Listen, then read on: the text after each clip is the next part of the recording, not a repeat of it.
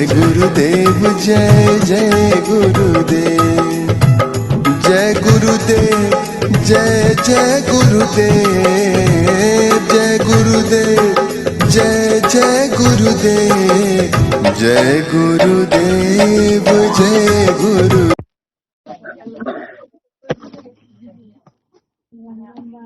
बोलो जय गुरुदेव। जय गुरुदेव नाम किसका? प्रभु का। प्रभु का पावन नाम। जय गुरुदेव। जय गुरु। प्रेमियों सत्संगियों, नाना कर्मकांड और नाना उपासना कांड। 33 करोड़ देवी देवता और 3 मुख्य देवता और उसके ऊपर शक्ति लोक, जिसका इतना भारी विस्तार है। दुर्गा के नाना रूप हिंदू शास्त्रों के अंदर इतना विस्तार किया गया है कि इंसान भूल और भ्रम में पड़ जाता है कि मैं किसको पूजूं किसको नहीं।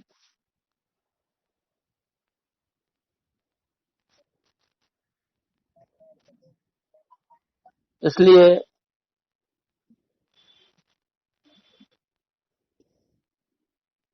साधना तो उससे हो ही नहीं पाती,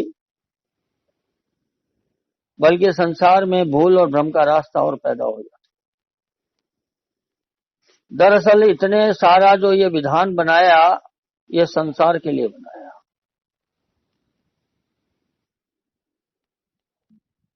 संसार में हमें नाना तरह की चीजों की जरूरत पड़ती है, तो ब्राह्मणों को अधिकार दे दिया, पंडितों को अधिकार दे दिया, उनको ज्ञान और विद्या दे दी कि तुम ग्रंथों को पढ़ोगे,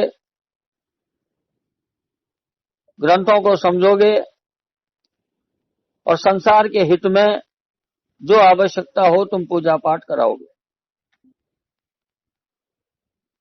जाति भेद जो किया गया वो इसीलिए किया गया, जनता की रक्षा के लिए जो वीर होते हैं उन्हें क्षत्रिय,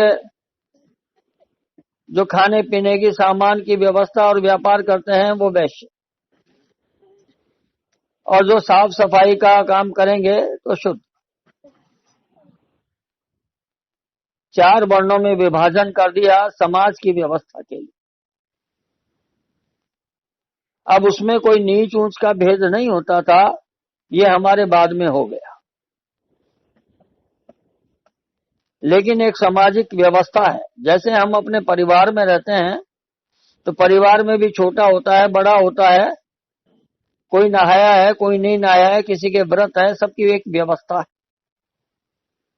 ऐसे ही पूरे समाज के अंदर एक व्यवस्थित तरीके से हम लोग रहें और काम करें, इसलिए ये सारा का सारा विधान बनाया।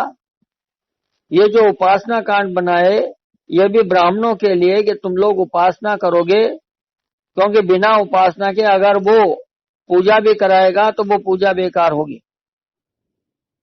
लेकिन पंडितों ने वो उपासना छोड़ दी, ब्राह्मणों ने वो सारा विधान छोड़ दिया। वो केवल अपने स्वार्थ के लिए आपसे 10,000 11,000 लेने हैं और चलो भाई 4 मंत्र बोलने हैं। और कहीं कहीं तो ये भी देखा गया कि ब्राह्मण खुद पी के बैठा रहता है।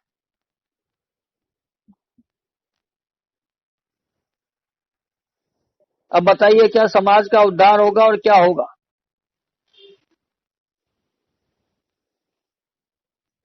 हम जब ईश्वर की पूजा करने के लिए बुलाते हैं तो भजन मंडली बुला लेते हैं, चलो भाई गाने बजाने वालों को बुला लो। नाचते रहते हैं, ढोल मजीरा बजाते रहते हैं, चलो भाई हमने कर लिया, प्रसाद बांट दिया। हम सोचते हैं हमने सब कर लिया। ये तो व्यवस्था ही नहीं थी। जो व्यवस्था थी वो कुछ और थी। हमने उसको मनोरंजन का साधन बनाया। मनोरंजन साधना के बीच बीच में जब आदमी थक जाता है तो ढोल मंजीरा बजा करके और चलो भाई, जो लोग साधना किया करते थे बहुत, तो जब मन थक जाता है, क्योंकि मन कभी भी एक अवस्था में हमेशा नहीं रहता, तो ये होता था कि भाई चलो कीर्तन जिसको बोलते थे कि 10-20 लोग इकट्ठे हो गए, कुछ चर्चा हो गई, कुछ कीर्तन हो गया, कुछ ढोल मजीरा बजा लिया, तो मन थोड़ा सा चेंज हो गया, बदल गया। उसके लिए ये सारा किया जाता था, लेकिन अब हमने उसको अपना मनोरंजन का साधन बना लिया, और उसमें भी इतनी गंदगी आ गई कि हम सोच नहीं सकते।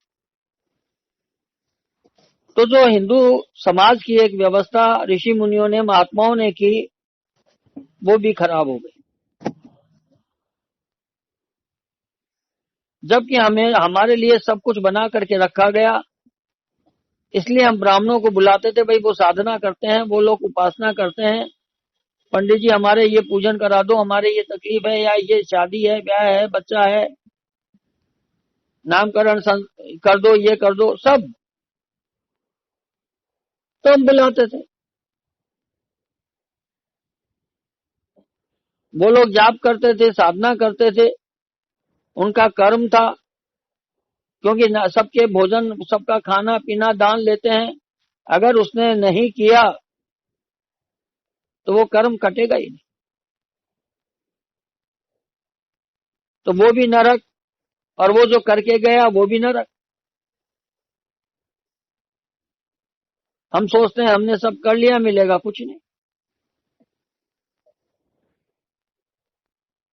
तो सामाजिक व्यवस्था के लिए किया गया, और हमने उस सामाजिक व्यवस्था, वो भी सही नहीं हुई, और उस सामाजिक व्यवस्था को ही हमने कुछ और समझ लिया। हमने समझ लिया कि बस अब हमने साधना कर ली, साधना तो है ही नहीं वहां। और इतना विस्तार साधना का जो चारों तरफ किया गया, वो केवल एक व्यवस्था मात्र के लिए।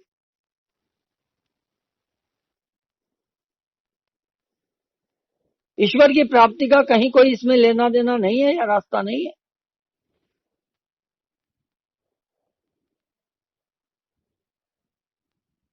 साधना अलग अलग होती है, दो तरह की, दो तरह से। एक व्यक्तिगत रूप से गुरु देता है, और एक युग प्रधान होती है। आपके कर्मानुरूप अगर कोई गुरु है तो व्यक्तिगत देते थे कि चलो भाई ये अधिकारी है, 2-4 अपने शिष्य बना लिए, उनको अपना गुरु ज्ञान दे दिया,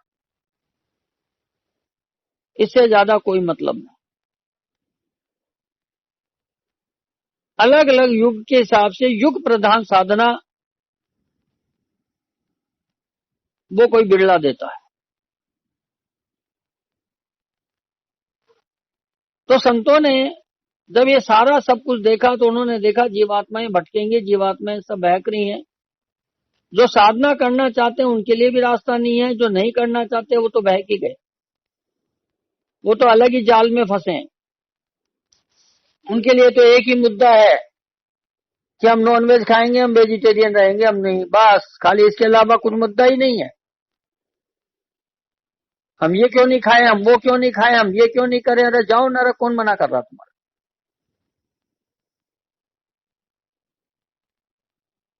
हमारे सामने एक ही मुद्दा है, हम नास्तिक, हम ईश्वर को नहीं मानते, क्या कोई कहता हम मानते हैं, बस बस यहीं अटके हम नदी के सामने पहुंच जाएंगे तब भी कहेंगे कि देखो पानी नहीं है, अब क्या इलाज है, बोले हाथ लगा के देखो, बोले क्यों लगाऊं, अरे देखो ये पानी दिखाई दे रहा, नहीं दिख रहा, क्या कर लोगे। जिनको कुछ करना ही नहीं है उनको समझाना बेकार होता है। ईश्वर है या नहीं ये बहस का मुद्दा ही नहीं होता, हमें क्या खाना क्या नहीं पीना ये मुद्दा ही नहीं होता। तमोगुण, रजोगुण और सतोगुण, 3 गुण है। संसार जिस माया से चलता है वो त्रिगुणात्मक माया है, तमोगुण, रजोगुण, सतोगुण। आप तामसिक खाना खाओगे तामसिक व्यवहार करोगे, आपकी बुद्धि तामसिक हो। तामसिक मतलब राक्षसी। सीधी सरल बात। हमारे ये खाने से हमारे मोटा हो जाएंगे, हम लीवर मजबूत हो, हमारा ये हो जाएगा, ये सब बेवकूफ। तुम पूजा करो इस देह की, पंच तत्वों की, ये 5 भौतिक देह है।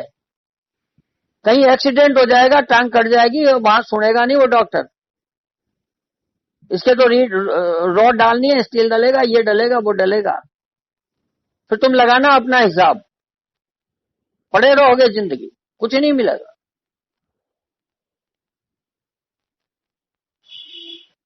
समय की तो छोड़ दीजिए कि समय पूरा हुआ कि नहीं हुआ। 2 साल, 5 साल, 10 साल, 15 साल, उसके बाद कभी शुगर, कभी ये कोलेस्ट्रॉल, कभी ये सब चल रहा है। हम समझने को तैयार नहीं, क्योंकि बुद्धि हो चुकी है भ्रष्ट। बुद्धि में वातावरण के हिसाब से बुद्धि आ रही, इसके अलावा हमने कोई मेहनत ही नहीं की, तो बुद्धि दूसरी कैसे आएगी। हम बहस कर रहे हैं अलग चीजों पे। जो चीजें बहस की नहीं है, हम उन पे बहस कर रहे हैं। बहुत सीधी बात है कि 3 गुण है, तमोगुण, रजोगुण, सतोगुण। त्रिगुणात्मक इन गुणों से ये संसार चलता है। माया इनको साथ लेकर के काम करती। तामसिक भोजन करोगे, तामसिक बुद्धि होगी। आप लाख उपाय करके भी अच्छा करना चाहोगे, नहीं होगा। आपके पूर्व जन्मों की बहुत तपस्या है, तो जितनी तपस्या है उतना ज्ञान आपको देगा कलयुग। ये युग है, युग। बहुत सारे लोगों को इसी ढंग से जन्म दिलाया जाता है, ताकि हम ये देखते रहें कि देखो ये खाते पीते हैं, उसके बाद भी बहुत अच्छे हैं। अगर ऐसा नहीं होगा तो कलयुग को आशीर्वाद ही इसलिए मिला है। अगर ऐसा नहीं होगा तो हमारा ध्यान उधर जाएगा ही नहीं।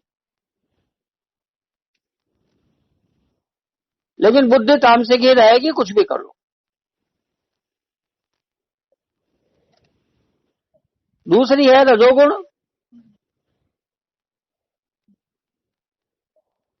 रजोगुण की जो बुद्धि होती है वो तामसिक नहीं होती, वह सत्य और न्यायप्रिय होती है, लेकिन उसमें भी बहुत आवेग होता है।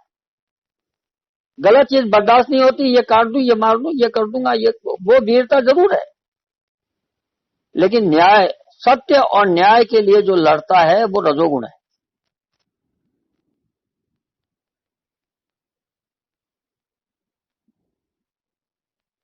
और सतोगुण की जो बुद्धि होती है वह सात्विक बुद्धि होती है।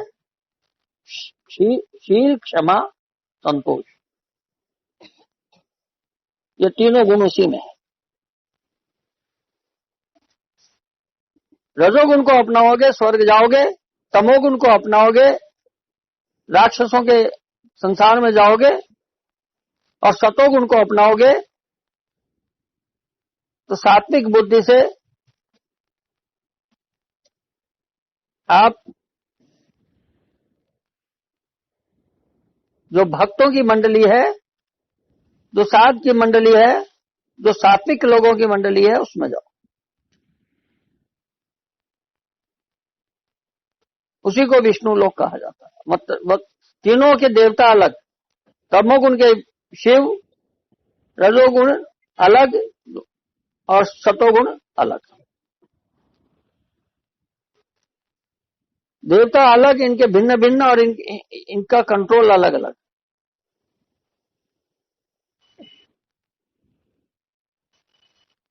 जब हम राक्षसी बुद्धि आती है तो हम कितना भी करो, बहुत अच्छी बातें करेगा, लेकिन एक वक्त ऐसा आएगा कि वो आदमी तुरंत 2 मिनट में चांडाल बन जाएगा। ये बुद्धि का आवेग है, बुद्धि का दोष है।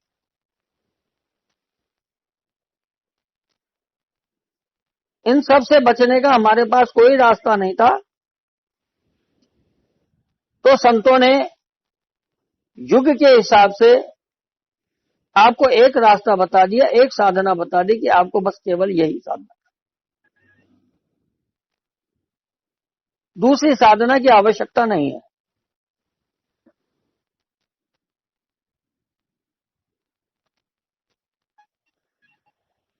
क्योंकि दोनों आंखों के बीच में जो बिंदु है जहां जीवात्मा जागती है और उसके जो आगे का रास्ता है वहां भी बहुत आवेग है, और जितना भेद है वो नीचे, ऊपर धीरे धीरे भेद खत्म होने लगता है। जब हम सहस्त्रदल कमल में पहुंच जाते हैं उसके आगे का रास्ता, तो फिर स्त्री पुरुष का भाव भी धीरे धीरे खत्म हो जाता है, सब खत्म। सारे चोले, सारा शरीर यहीं छोड़ के जाना पड़ता है, उसके बिना जीवात्मा उधर जा नहीं सकती। जितना भेद विस्तार बताया गया वो सिर्फ इस संसार में दो तरह, एक तो स्थूल संसार है जो हमारी आंखों से दिखाई दे रहा, और एक सूक्ष्म संसार है जो आंखों से दिखाई नहीं देता लेकिन हम महसूस कर सकते हैं। बिना उस सूक्ष्म के ये स्थूल शरीर चल नहीं सकता। अगर ऊर्जा नहीं होगी तो शरीर काम नहीं करेगा, अपने आप नहीं चलेगा कभी भी। आप सोचो अपने आप चल रहा है, वह जीवात्मा है। जो उधर से ऊर्जा लेती है वो ईश्वर का अंश है।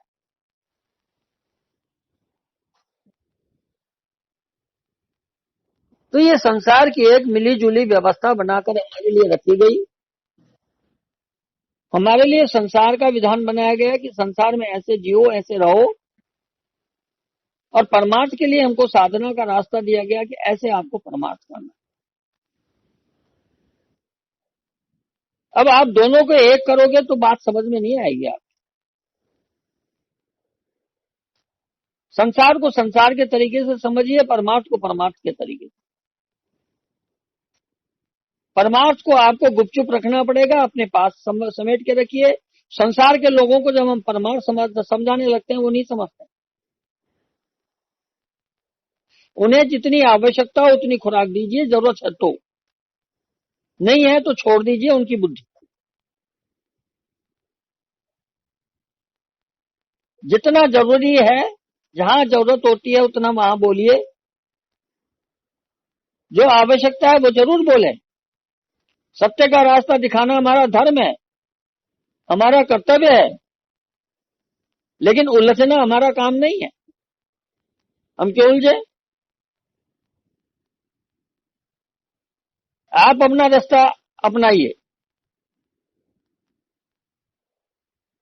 किसी को मंजूर है नहीं है वो जाने।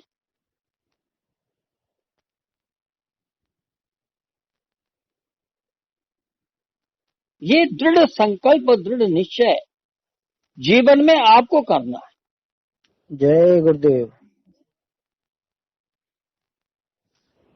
अगर आप दूसरे के बहकावे से करोगे तो जिंदगी भर बहकते रहोगे।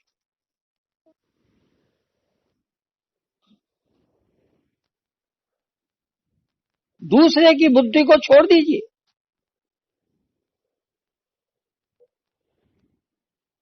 कहीं आप कुछ गलत कर रहे हो, कुछ और हो, सामने वाला अगर कुछ बोल रहा है तो एक क्षण के लिए आप उसकी बात सुने जरूर।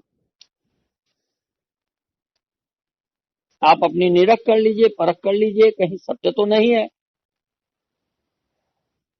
लेकिन परेशान होने की आवश्यकता नहीं।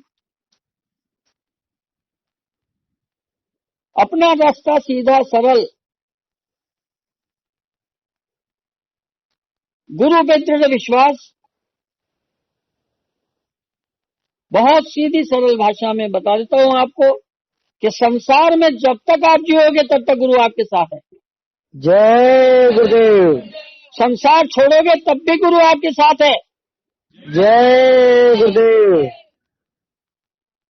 क्या परेशान होना है, क्या सोचना।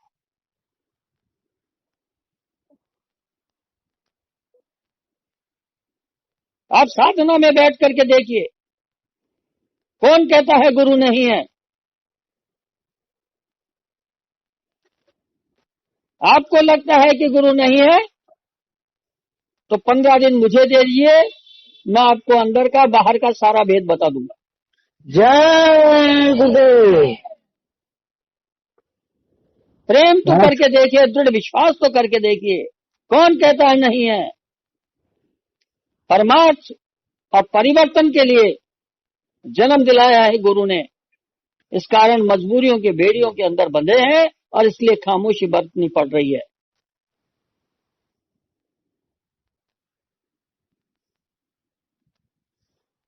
कितनी बार मैंने ये संकल्प किया कि महाराष्ट्र को, जब मैं 1985 के अंदर 84-85 में बंबई में था, तब मैंने एक बार आवाज लगाई थी मन से खड़े होकर के कि 6 महीने मुझे दे दीजिए और गुरु आदेश होना चाहिए, क्योंकि गुरु आदेश नहीं होगा या गुरु की छूट होनी चाहिए तो मैं नहीं कर सकता, वरना 6 महीने में पूरे महाराष्ट्र को जगा करके रख दूंगा। जय गुरुदेव। हमारे ही प्रेमियों ने गलतियां करी हैं, हमारे ही प्रेमियों ने गड़बड़ियां करी हैं और मजबूर होकर के गुरु महाराज इतने परेशान और इतने दुखी हो गए थे। तब उन्होंने 1988 के अंत में मुझे ये कहा था कि बच्चों तुम अभी जाओ, मैं देखूंगा। आपको क्या मालूम, जब गुरु से अंदर भी रिश्ता जोड़ोगे, बाहर भी रिश्ता जोड़ोगे, तब आपको समझ में बैठेगी कि कदम कदम पर क्या मतलब है, क्यों बोला, क्यों कहा, क्या किया, सब पता लगेगा। अरे भाई, एक आदमी आप मुझे बताइए सड़क पे चलती हुई स्त्री को थोड़ी बताएगा कि तू ऐसे कर, तू ऐसे कर। लेकिन अगर पति पत्नी का रिश्ता है तो दोनों आपस में एक दूसरे से बांटेंगे, विचार साझा करेंगे, एक दूसरे को बोलेंगे भाई तू ये ऐसा करने, तूने ये इसलिए किया था, ये इसलिए, सब बातें करेंगे। वही बात है जीवात्मा। और जब तक गुरु का रिश्ता ऐसा नहीं हो जाता जैसे पति पत्नी का रिश्ता होता है, ये तो संसार में केवल बताने के लिए है, पति पत्नी में फिर भी झगड़े हो जाते हैं, लेकिन गुरु और शिष्य में कभी कोई झगड़ा नहीं होता। जय गुरुदेव। प्रेम का बंधन है और एक ऐसा बंधन है जिस बंधन के अंदर सिर्फ प्रेम है, कोई नफरत नहीं। पति पत्नी में नफरत हो जाएगी और इस बाप बेटे में नफरत हो जाएगी, लेकिन गुरु और शिष्य का रिश्ता ऐसा होता है जिसके अंदर किसी प्रकार के प्रेम के अलावा कोई अंश होता ही नहीं है। जय गुरुदेव। ये रिश्ता जोड़ के देखिए, फिर पता लगेगा हमको कि जीवन क्या चीज है, भक्ति क्या चीज है।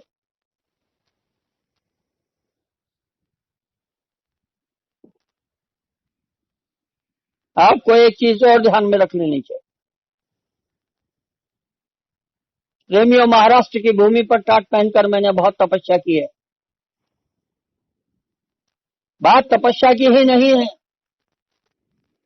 मैं रात को 12 बजे 1 बजे उठ करके जंगल के अंदर खड़ा होकर के, और मेरे साथ बहुत सारे सत्संगी होते थे और मैं उनको परिक्रमा लगवाता था, कभी कुछ करता था, कभी कुछ करता था, और तब मैंने बहुत सारे वादे किए हैं। एक बार मैंने खड्डे में खड़े होकर के ये भी कहा था, मैंने कहा आज जो रात को 12 बजे जब उन्होंने मेरे साथ वहां परिक्रमा करी नदी के चारों तरफ, नदी के पास में, और मार्च पास्ट किया था, तब मैंने कहा था कि आज जो लोग, आप लोगों की वजह से मैं ये वादा करके जा रहा हूं कि आप लोगों को वो लाभ मिलेगा जो 4 धाम की यात्रा से नहीं मिलता। जय गुरुदेव। और तभी मेरे जाने के बाद मैं तो चला आया, लेकिन गुरु महाराज ने उसके बाद ये जो शब्द मैंने बोले, ये ऐसे के ऐसे शब्द गुरु महाराज ने बोले। जय गुरुदेव। और ये कहा कि वो आने वाले समय में नंदनवन बन जाएगा। जय गुरुदेव। इतनी बड़ी बात है, गुरु ने कितना बड़ा आशीर्वाद दे दिया। तो भक्त के आगे पीछे रहता है गुरु। तो जो तपस्या की है, जो कुछ कहा है, वह मिटने वाला नहीं है। ये आप बात मेरी समझ लेना। समय लग गया क्योंकि कुछ लोगों ने धोखा दिया, कुछ लोगों ने साथ नहीं दिया, वरना आपके इस महाराष्ट्र के चप्पे चप्पे में 10 लोग तैयार हो जाएंगे, पूरे महाराष्ट्र को जगा के रख देंगे। जय गुरुदेव। कोई बड़ी बात नहीं है। आज भी लोगों को यह एहसास होने लगा है। हम तो अपनी बात कहते हैं, दूसरे से क्या मतलब। गुरु महाराज ने कहा परिवर्तन होगा मथुरा से, बिल्कुल होगा। आपको नहीं मालूम कि एक विधान कैसे बना करके रखा गया।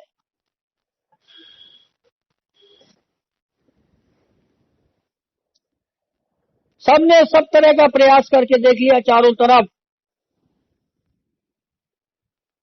लेकिन जरा सा तिनका भी काम नहीं हुआ। जो संकल्प महाराष्ट्र की भूमि पर किए गए, उससे 19-20 भी कोई दूसरा नया काम शुरू नहीं हो पाया आज तक।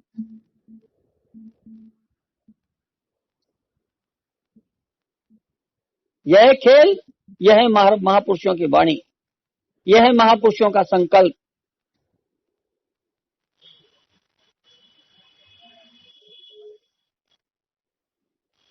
जब कभी परिवर्तन के लिए आवाज लगेगी, तो जिन लोगों में बीज पड़ा हुआ है, प्रकृति उन्हें थोड़ा छोड़ेगी, उनको लेकर के साथ काम करेगी।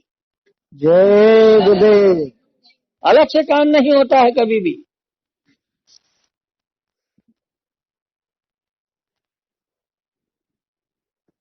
कितने युग बीत जाते हैं, कितना समय बीत जाता है, लेकिन जो बीज बो दिए जाते हैं वो कभी नहीं मिटते। आज भी आप देख लीजिए, जो भक्ति और जो चारों तरफ फैला हुआ है, वो आज भी महाराष्ट्र की भूमि पर जितना है, जहां इस इलाके में जहां पर घूमे हैं, उसके अलावा अगर कहीं पर भी आप जाएंगे तो न वो भाव है, न वो बातें।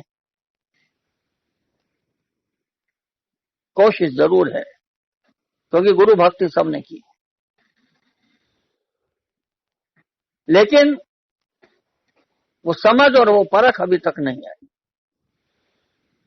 क्योंकि सत्संग नहीं मिला। गुरु ने मसाला तैयार करके दिया, लेकिन उसमें से छांटने का काम भी होता है, और छटनी का काम जब तक कोई नहीं करता तब तक वो बातें हमें समझ में नहीं आती। यही कारण है कि सत्संग हमने हजारों बार सुना गुरु का, लेकिन फिर भी हम भूल भ्रम में पड़े चले जाते हैं, क्योंकि उसी शब्द को उसमें से छांट करके जो आपके लिए उपयुक्त है, वो शब्द जब आपको दे दिया जाएगा तो आप उसकी डोर को पकड़ करके चल दो। लेकिन जब तक वो शब्द छांट करके आपको अलग से नहीं दिया जाता, तब तक गुरुवाणी वही है, आप भी वही हैं, लेकिन हजारों बार सुनने के बाद भी वो वाणी आप पर असर नहीं कर पाती।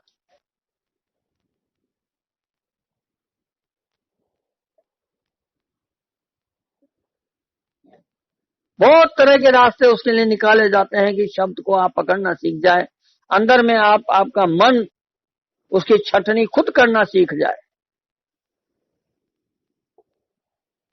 उसी के लिए कभी चलो या छोटा सा आदेश दे दिया तो अंदर में शब्द छोड़ दिया जाता है, कभी आपको छोटी सी कोई बात समझा दी गई फिर शब्द छोड़ दिया जाता है। तो उस सेवा में जैसे ही आप लगते हो शब्द अंदर में छोड़ा जाता है। ऐसे नहीं सेवा काम करती है, आप सोचो बाहर से बोल दिया ऐसे काम नहीं, उसके साथ वो वाणी अंदर में शब्द छोड़ा जाता है, वो जागृत होने लगता है, तब जीवात्मा जागृत होने लगता है, और वह स्वयं फिर उसके बाद आपको आपका मन खुद गुरुवाणी को पकड़ने लगेगा और सत्संग की छटनी अपना मन खुद करने लगेगा। तब हमें ये बातें समझ आएगी, तब हमारी बुद्धि में विवेक जागृत होगा।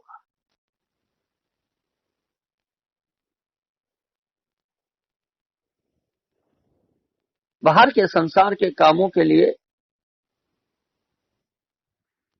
साधना में विघ्न आता है।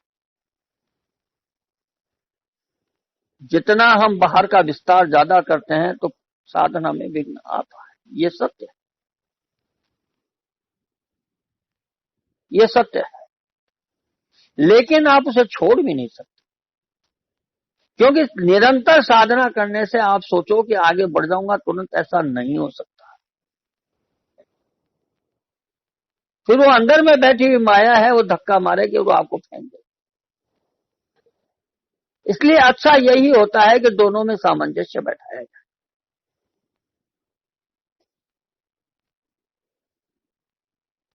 इसलिए आप अपने संसार का काम भली भांति करें,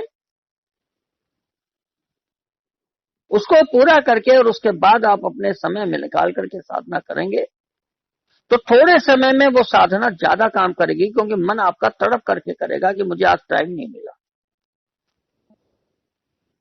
तो मन में जब तड़प होगी तो हमारा काम जल्दी होगा, आसानी से। मन में तड़प नहीं होगी तो काम आसानी से होगा ही नहीं। मन में विरह तड़प ये जागनी चाहिए।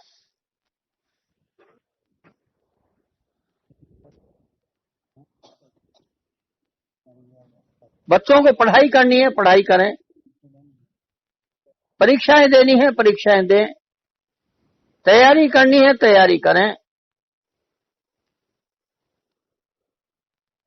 जितना समय आपको मिल जाता है, जितना लग जाता है, उतनी देर आप अपनी साधना का समय एक निर्धारित करके करें। कभी भूल चूक इधर उधर हो गए तो कोई बात नहीं है, आप 5 मिनट आंख बंद करिए कहीं पर भी और मालिक को प्रणाम कर लीजिए और बोल दीजिएगा और अपने नाम अंगुली पे जप लिया और प्रणाम कर लिया। जय गुरुदेव। आपकी साधना में कोई विघ्न नहीं होगा। जय गुरुदेव। ऐसे ही आपके बिजनेस, आप में बिजनेस में कहीं पर हैं, कहीं कुछ है, परिवार के लिए आप सब काम करते हैं, आप वो करिए।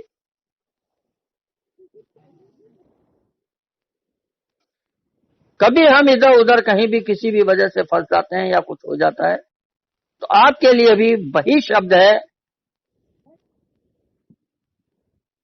जितना समय मिला आपको उतना काम करना है, साधना करना। जब आप खाली हैं, समय है, तो आप निश्चित रूप से पूरी साधना करें।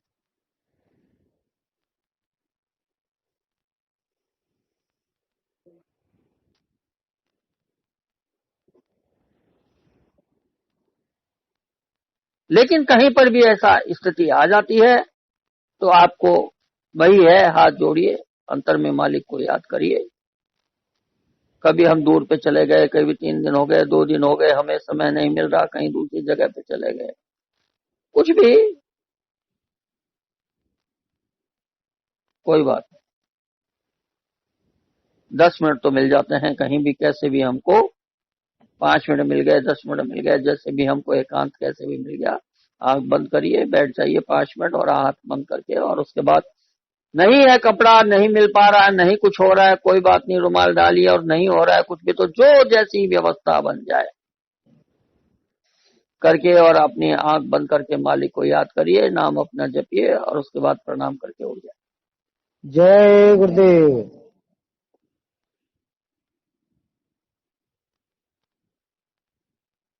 आपका भाव होना चाहिए कि नहीं, जितनी कमी रह जाती है, जैसे ही आपको समय मिलेगा तब आपको लगेगा कि मैंने उस दिन साधना नहीं करी, तो जितनी बच गई उतना वजन ज्यादा एक्स्ट्रा कर लो। जब आप फ्री हो तो एक्स्ट्रा कर लो, पढ़ाई भी तो एक्स्ट्रा करते हैं ना बच्चे, तो वजन भी एक्स्ट्रा कर लो। चलो भाई, उस दिन की कमी आज हम आधा घंटा ज्यादा वजन करेंगे जब खाली हो, तो कमी पूर्ति हो जाए।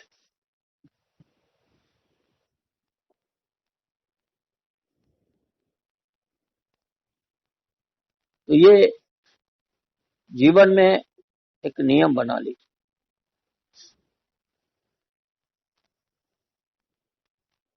साधना।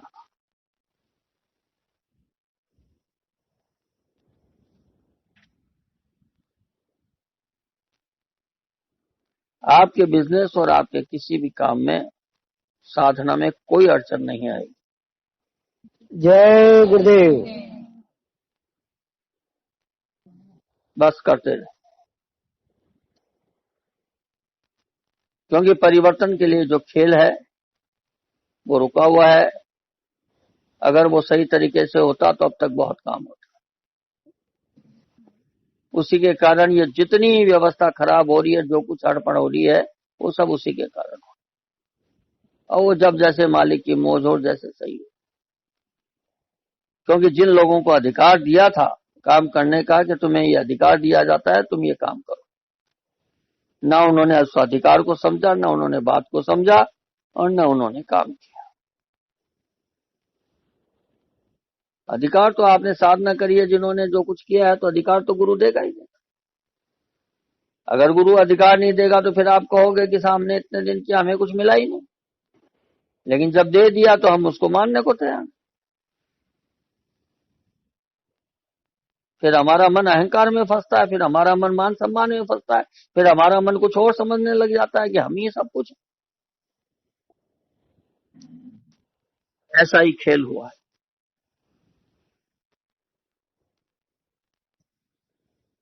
तो ये बातें हमारे को सबसे पहले समझ लेनी चाहिए ऐसा भूल भ्रम ना हो कि हम परिवर्तन का मतलब ना समझें। ऐसा भूल भ्रम ना हो कि जो साधना हम कर रहे हैं उस साधना का मतलब ना समझें। और ऐसा भूल भ्रम ना होना चाहिए कि हमें हिंदू संस्कृति में जो पूजा पाठ करते हैं हम उसी को साधना समझ लेना। सबका भेद अच्छी तरह से समझ में आ जाना चाहिए। भैया ये काम इसके लिए किया गया, ये इसके लिए किया गया, इसका इसके अलावा मतलब नहीं है, इसका इसके अलावा मतलब नहीं है, क्योंकि लोग उसी को सब कुछ समझते थे।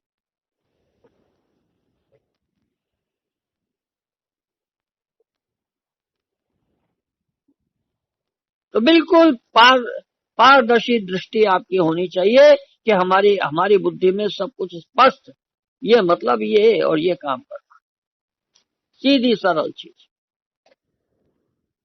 बाकी कुछ।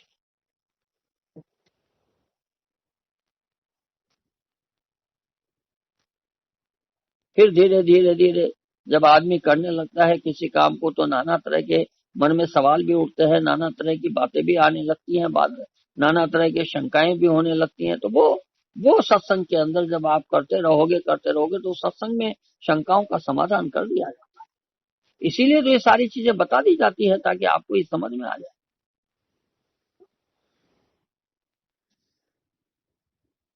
ताकि हम कभी भूल भ्रम में न जाए, कहा हम भटके नहीं, क्योंकि नहीं तो भटक जाओगे। हमको भटकना नहीं।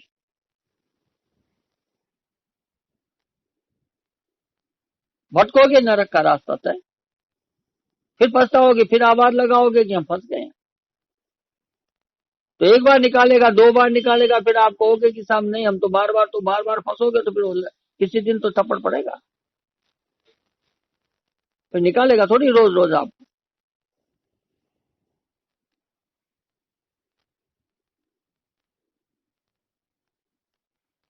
तो प्रेम भाव भक्ति के साथ हमें अपनी साधना क्या है इसका मतलब पूरा समझ में आना चाहिए। हमें गुरु ने जो आदेश दिया वो पूरा समझ आना चाहिए, हमें गुरुवाणी पूरी समझ आनी चाहिए, हमें गुरु का दिया हुआ सत्संग पूरा समझ में आना चाहिए। ये सबसे पहला काम। हम बैठते हैं आपस में, आप जितने महाराष्ट्र के लोग हैं, मैं जब भी कहीं भी इधर उधर जाता हूं तो मेरे चिपक जाते हैं, पास बैठे रहते हैं, उठना नहीं चाहते और खूब हंसी मजाक हम करते रहते हैं। अब हमारे तो फर्क नहीं पड़ेगा क्योंकि हमारे तो जितने हैं सब समझ गए बस।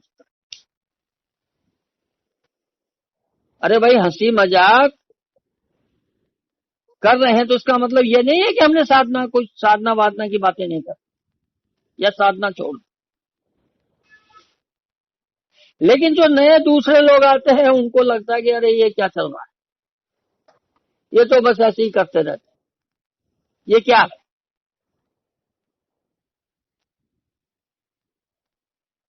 अब उन्हें ये पता नहीं भैया कि ये क्या है।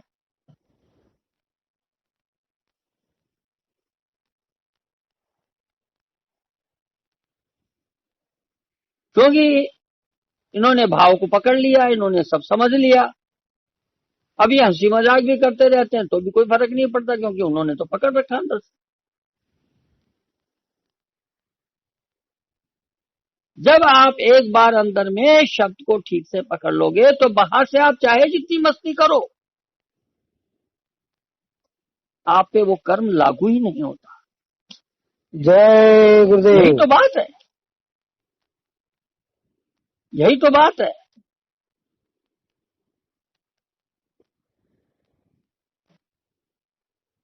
भगवान कृष्ण ने गीता में अर्जुन को कहा है कि अर्जुन तुम मेरे समर्पित करके कर्म कर। अब ये भाषा हमको समझ नहीं आती, बड़ा विस्तार उसमें फिर क्या होता है, पंडित बैठ करके एक एक आदमी इसका मतलब ये, इसका मतलब ये बातें समझ में नहीं आती हैं। भाई आपको समर्पित करके क्या कैसे करूं, तू कर्म करके मेरे को सौंप दे, तो फल की चिंता मत कर। अब फल की चिंता नहीं करेगा आदमी तो काम कैसे करेगा। अरे भाई पैसा कमाने के लिए जाता हूं तो फल की चिंता तो करूंगा, 2 रुपए कमाए तो चिंता तो होगी मुझे। तो हम ये बातें समझ नहीं पाते, तो बड़े भ्रम पैदा होता है कि हम क्या करें।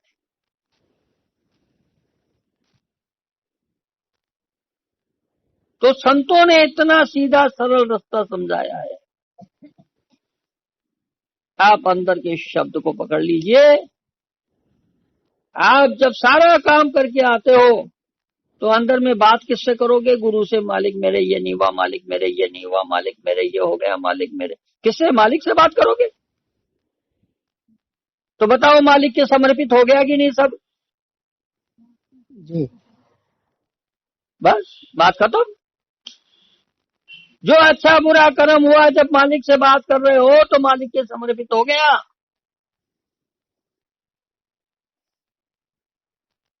दृढ़ता होनी चाहिए। जब शब्द पकड़ लोगे तो बाहर का कर्म आप पे हावी नहीं होगा, वो आप पर लागू नहीं होगा। जय गुरुदेव।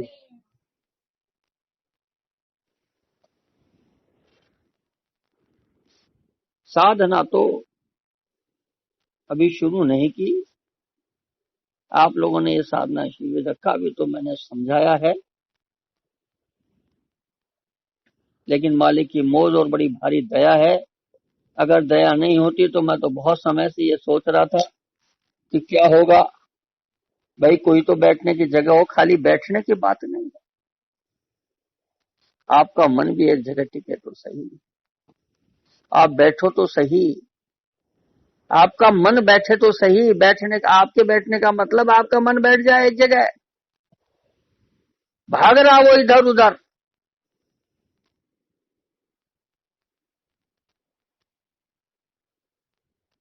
तो साधना की डोर आपको पकड़ाई जाएगी। जय गुरुदेव। समझ लीजिए बात। सब किया जाएगा काम, पर धीरे धीरे। समय हमारा बहुत निकल गया, बहुत समय निकल। अब मालिक कोई अलग से संकल्प देगा, दया होगी उसकी, तो हम उतना काम करें।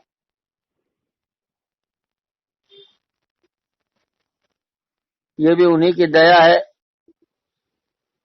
तो चलो भाई, रोज सत्संग करता था मैं मोबाइल से, कभी कोई घर पे फोन कर देता था कि मुझे सत्संग सुना दो। किसी भी टाइम पर फोन कर देते थे कि सत्संग सुनाओ। हाँ। चलो भाई, मैं सोचता था अब अपने सत्संग ये हैं,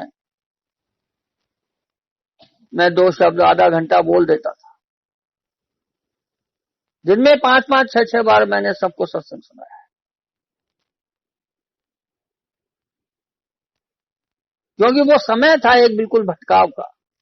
सत्संगी बहक रहे, कोई कहा ये कहूं वो करूं, मैं उसको मानता, मैं उसको नहीं मानता। अब वो धीरे धीरे बादल छट गए,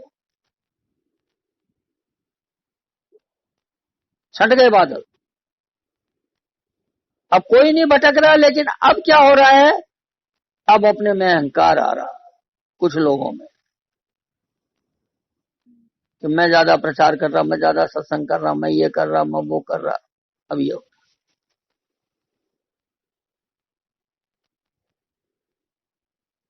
सच्ची साधना तो साधना होती है, वो भी छट जाएंगे।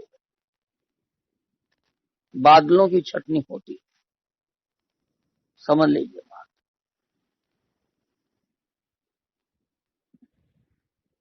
व्यवस्था जब लागू होगी तो ये सारी चीजें छट जाएंगी।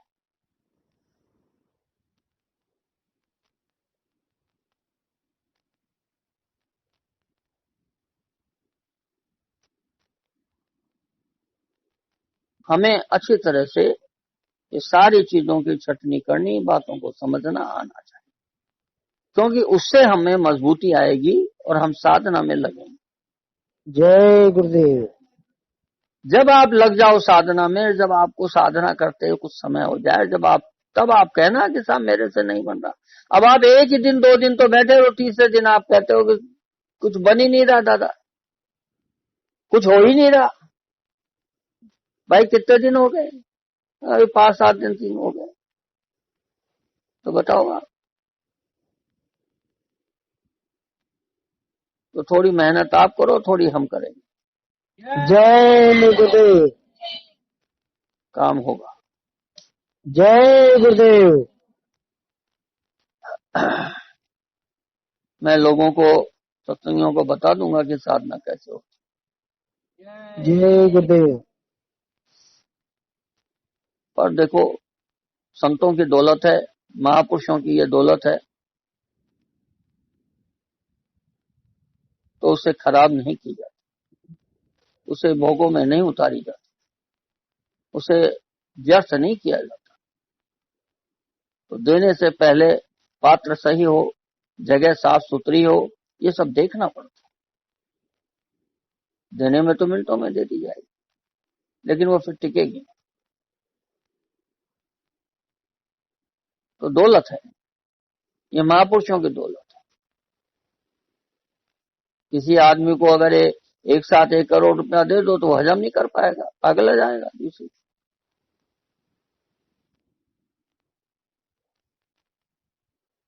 हजम नहीं कर सकता।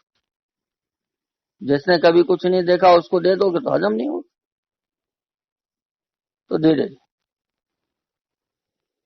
यही सबसे बड़ी बात।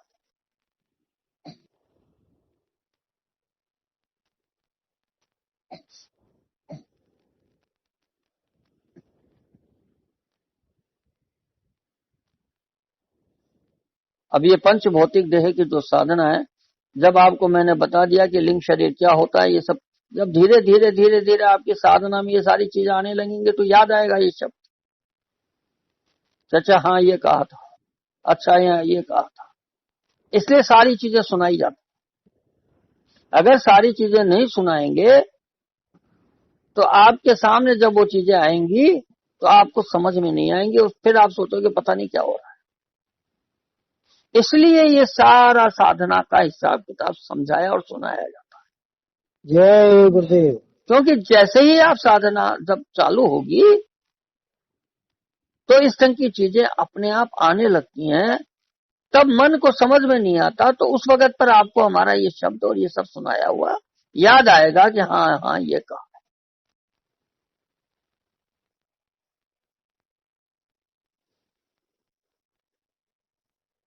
तो हमारे मालिक ने जो हमको दौलत दी है, हमारे मालिक ने जो साधना की है, हमारे मालिक ने जो बड़ी बेशकीमती दौलत हमको जो सौंपी है, हम उसे व्यर्थ ना करें, हम उसे खराब ना करें।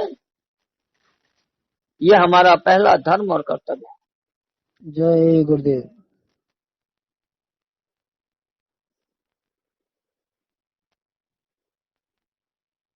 आप देखिए विश्व में कितना भयानक नरसंहार और क्या स्थितियां पैदा हो। अगर प्रकृति को रोक के न रखा जाए तो सोचिए क्या होगा, क्या होगा।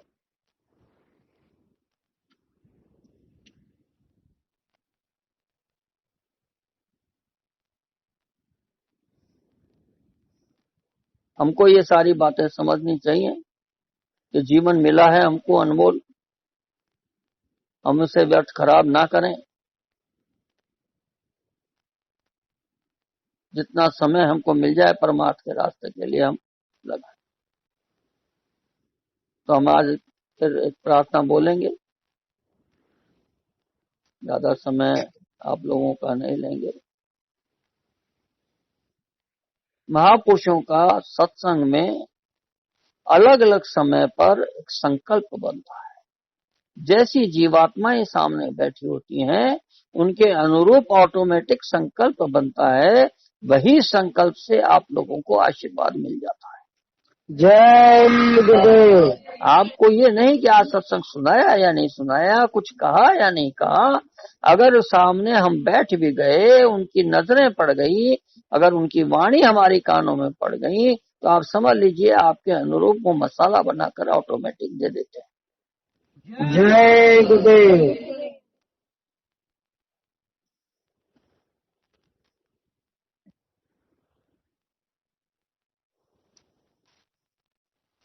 तो साधना का यही सार है और महापुरुषों की ये दी हुई दौलत है। हमें भी इसी ढंग से मिली है, आपको भी इसी ढंग से मिले। जय गुरुदेव। कोई भेद उस गुरु ने, उस महापुरुष ने कोई भेद किसी के लिए अलग नहीं किया। जैसे हम वैसे आप, सबको बराबर का अधिकार दिया।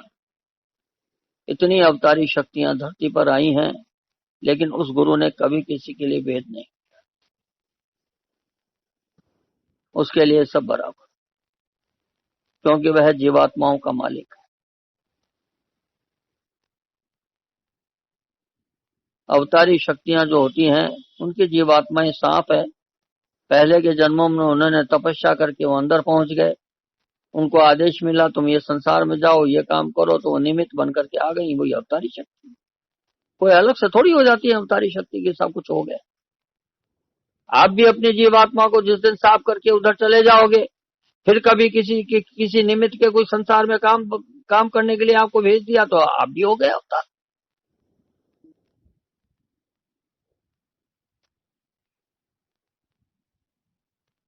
तो असली अवतार तो सत्पुरुष है, वो मालिक है, जय गुरुदेव।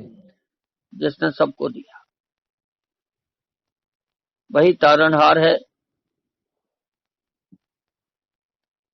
बाकी सब जीवात्माएं। हमें भक्ति का अधिकार दिया, हम भक्ति करेंगे। हमें साधना का अधिकार दिया, हम साधना करेंगे। हमें कुछ और काम करने का अधिकार दिया, तो हम वो करें। मन में कोई ग्लानि नहीं, कोई भाव नहीं, कोई ऐसी चीजें मत लाओ। बस हमको ये अधिकार दिया, हम करेंगे, बात खत्म। हमें आदेश मिला, हम ये करेंगे, नहीं मिला नहीं करेंगे।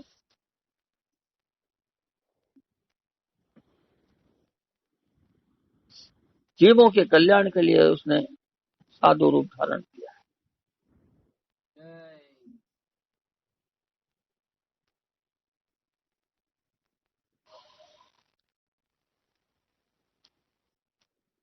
बोलो जय गुरुदेव।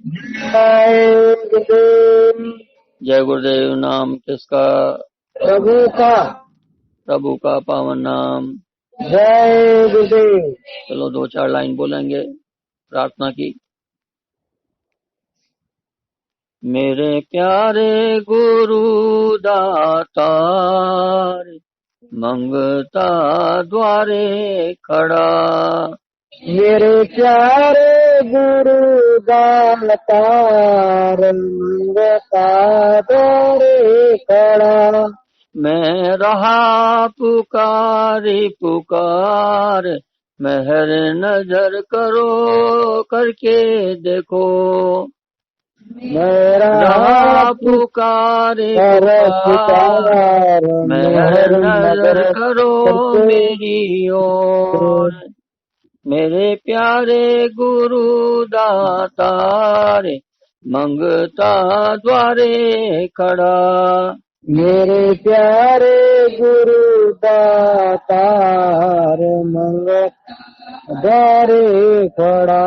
मोहे दीजे भक्ति दान, काल दुख बहुत दिया।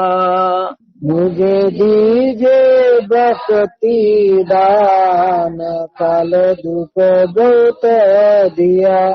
मेरे तड़प उठी ये मान, दरस को तरस रहा। मेरी तड़प उठी मां, दरस को तरस रहा। बरसाओ घटा अपार, प्रेम रंग दीजे बहा। बरसाओ घटा पार, प्रेम रंग दीजे बहा। सूरत भीजे अमी रसदार, तन मन होवे हरा। सूरत अबीर रसदार, तन मन होवे हरा।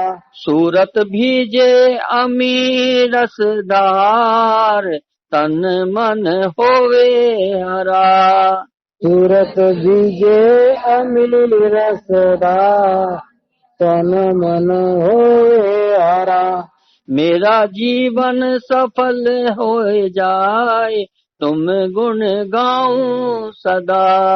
मेरा जीवन सफल हुई जाए, तुम गुण गाओ सदा। मैं नीच अधम नाकाम तुमरे द्वारे पड़ा। मैं नीच अधम नाका तुम्हारे द्वारे पड़ा। मेरी बिनती सुनो धर प्यार घटे गाओ दया। मेरी विनती विनती सुनो धर धर प्यार घटे प्यार गाओ दया। मेरे गुरु पिता हमार जल्दी आओ कर दया। मेरे गुरु हमार जल्दी आओ। जल्दी दरस दिला। जल्दी दरस दिखा। मेरे प्यारे गुरु दातार दरस को तड़प रहा। मेरे प्यारे गुरु दाता दरस को तरस रहा। मैं रहा पुकार पुकार मेहर कर आओ जरा। मेरा पुकार पुकार मेहर कर आओ जरा। मेरे प्यारे गुरु दातार मंगता द्वारे खड़ा। मेरे प्यारे गुरु दातार मंगता द्वारे खड़ा। जय गुरुदेव, जय गुरुदेव। जय गुरुदेव।